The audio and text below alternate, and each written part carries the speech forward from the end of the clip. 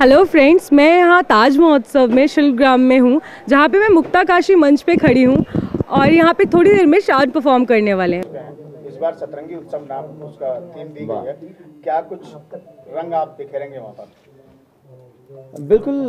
सतरंगी जब नाम है तो एक या दो रंग से काम नहीं चलेगा, तो कोशिश करेंगे हर किस्म का रंग हो शो में। कुछ हास्य रंग भी हो, कुछ शायद कुछ मिमिक्री भी कर लें, तो इस तरह का कुछ मिल मिलाकर कुछ करेंगे। जब से मेरे तब से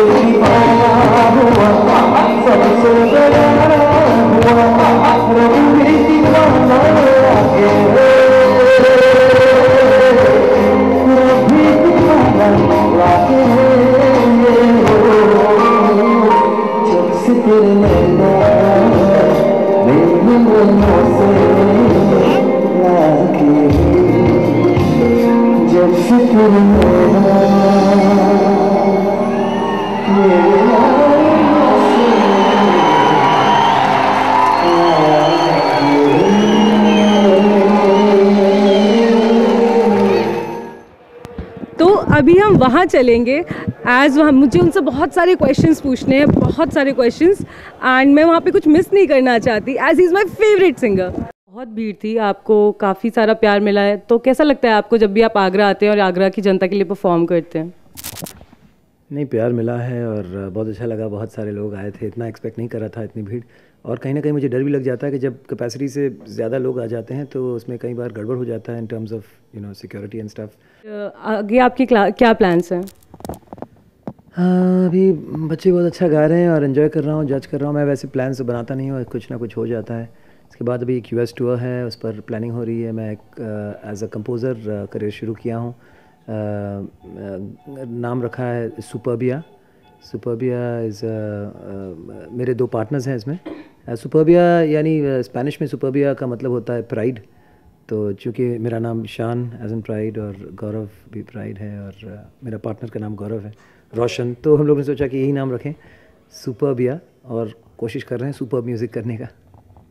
ओके, जैसा कि अभी भी आपने कहा कि आपका सुपरबिया चालू हो रहा है, आपका टूर चालू हो रहा है, तो आप बहुत ही बेमिसाल सिंगर हैं, बहुत अच्छे लिरिसिस्ट भी हैं, and now you're composer also. So क्या फ़र्क होता है जब आप इंडिया के लिसनर्स के लिए ऐसा कुछ कंपोज करते हैं, लिखते हैं या गाते हैं, या बाहर के लिसनर्स के लिए गाते हैं? तो क्या फ़र्क होता है, क्या तैयारी होती है आपकी बाहर के लिसनर्स या इंडिया के लिसनर्स के लिए? नहीं, गायक हूँ तो जहाँ भी जाऊँगा अपने गाने ही गाऊँगा, चाहे इंडिया में हो या बाहर हो। हाँ, कहीं के बाहर कुछ शहरों में, जैसे आज यहाँ आया तो मुझे 2-3 पंक्तियाँ याद आई। राजेंद्र मेहता नीता मेहता जी का गाना था, ताजमहल में आ जाना, या फिर जो दूसरा एक शहंशाह ने बनवाई ताजमहल, वो जो गाना था, लीडर फिल्म, दिलीप कुमार साहब। तो कुछ 2-3 ऐसी कुछ चीज़ें कर लेते हैं जो स्पेशली उस जगह या उस मौके पर कर सकते हैं। बाकी अपने ही गाने करते हैं। ओके, आपका एक गाना ए फॉर आओ मिलो चलने करके था, वो आइडिया कैसे आया था? Because it's a very interesting idea. वो आइडिया कैसे आया था, क्योंकि वो बहुत छोटे थे आप जब आपने एल्बम की थी, बहुत छोटे में आपने अपने करियर की शुरुआत की। इतना छोटा था कि मैं खुद कुछ आइडिया ना था, ना मैं कुछ प्लान कर सकता था। Just 4.5 years old। ये बच्चों का nursery rhyme, Bengali nursery rhyme album था। एते एप्पल खे बीते बैट बॉल नहीं है चलो खेली, उस तरह का कुछ था, तो वो हो गया। प्लानिंग क्या कर सकता है, बस 4.5 years old। मुझे खड़ा करवा दिए माइक पे सामने, बोले गाओ, और गा दिया।